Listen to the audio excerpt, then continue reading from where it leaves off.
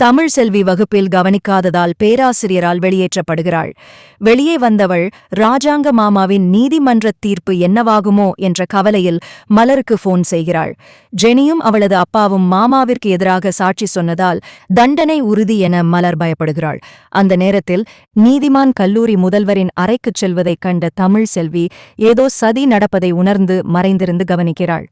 அங்கே சக்தியின் உடலுக்கு பதில் போலியான உடலை வைத்து போஸ்ட்மார்ட்டம் அறிக்கை கொடுத்ததற்காக பேராசிரியருக்கு நீதிமான் 50 லட்சம் ரூபாய் லஞ்சம் கொடுப்பதையும் ராஜாங்கத்திற்கு தண்டனை பெற்றுத் தருவதைப் பற்றி பேசுவதையும் தமிழ்செல்வி ஒட்டுக் கேட்கிறாள்.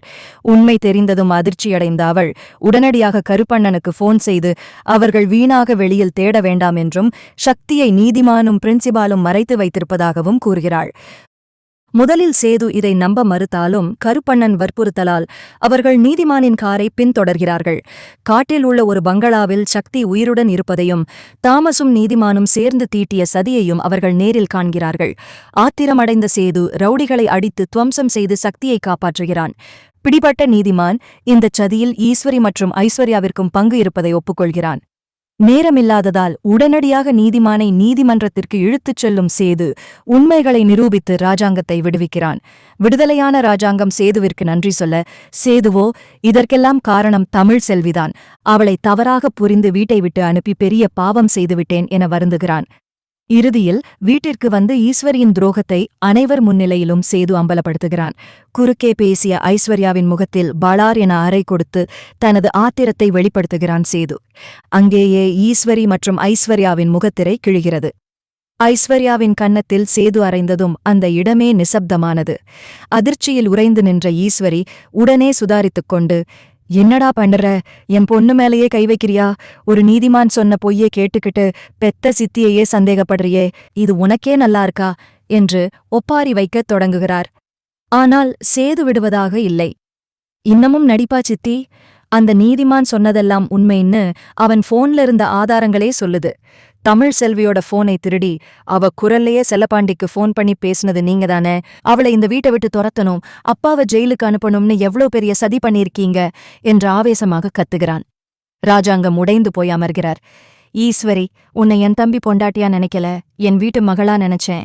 ஆனா நீ என் குடும்பத்தையே அழிக்க பார்த்திருக்கே. சேது, இவங்களை நீ ஒரு நிமிஷம் கூட இந்த வீட்ல இருக்க விடாதே, இப்பவே கழுத்தை புடிச்சு வெளியே தள்ளு என்று உத்தரவிடுகிறார்.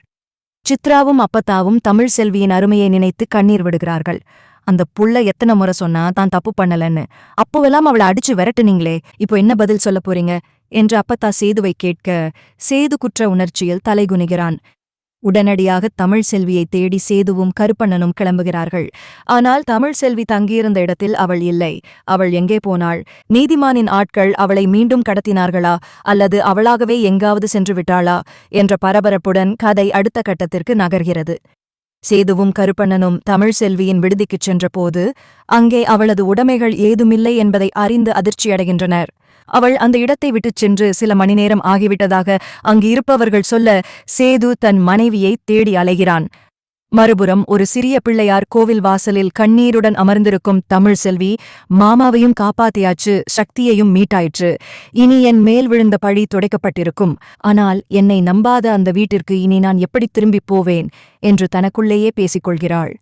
அப்போது அங்கே தேடி வரும் சேது தமிழ் செல்வியை பார்த்ததும் ஓடிப்போய் அவள் கைகளை பிடித்துக் கொள்கிறான். தமிழ், என்ன மன்னிச்சுடு, உன்னை அவ்வளவு கேவலமா பேசி வீட்டை விட்டு அனுப்பின எனக்கு இந்த தண்டனை போதாது, நீ இல்லாம அந்த வீடே சூன்யமா இருக்கு, நீ இல்லாம எங்க அப்பா உயிரோட வந்திருக்க முடியாது என்று கதறி அழுகிறான். ஆனால் தமிழ் செல்வி அவனை பார்க்க மறுக்கிறாள்.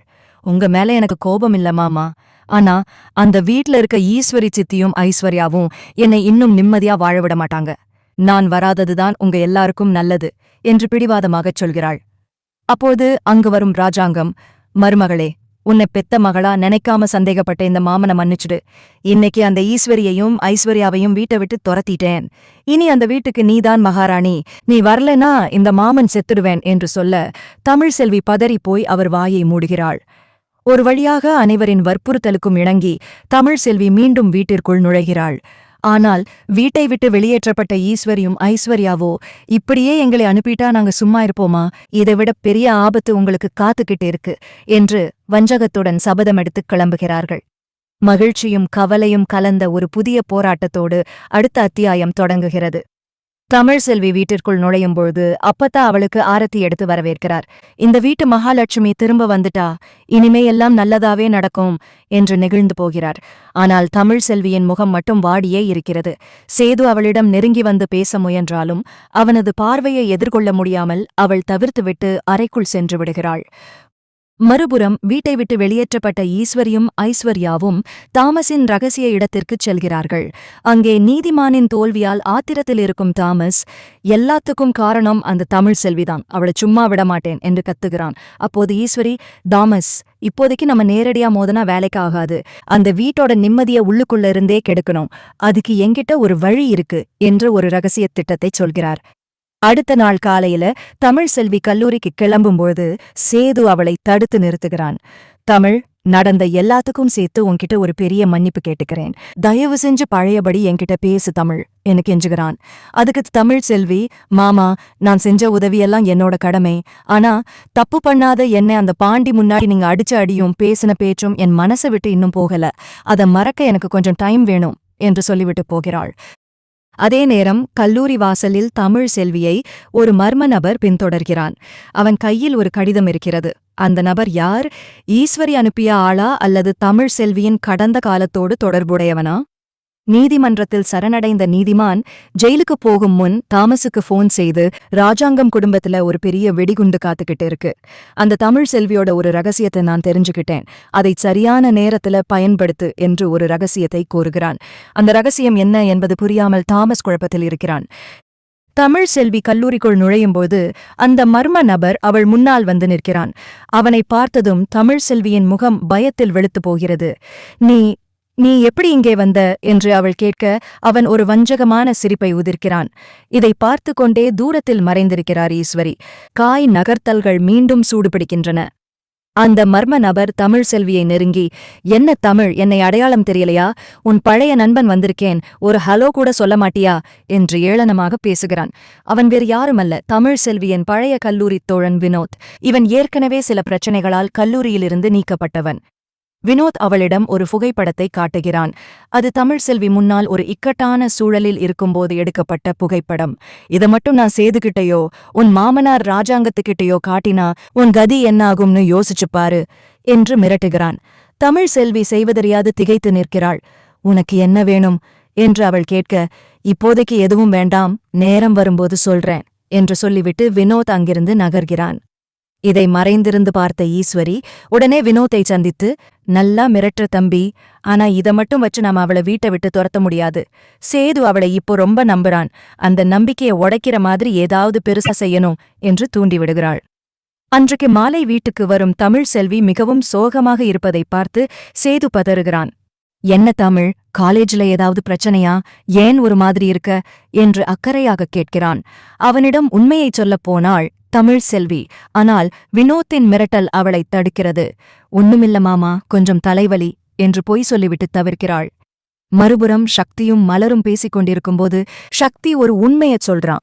மலர், அன்னைக்கு அந்த பங்களாவுல நான் இருக்கும்போது தாமஸ் வேற ஒரு முக்கியமான ஆள் கூட போன்ல பேசிட்டு இருந்தான்.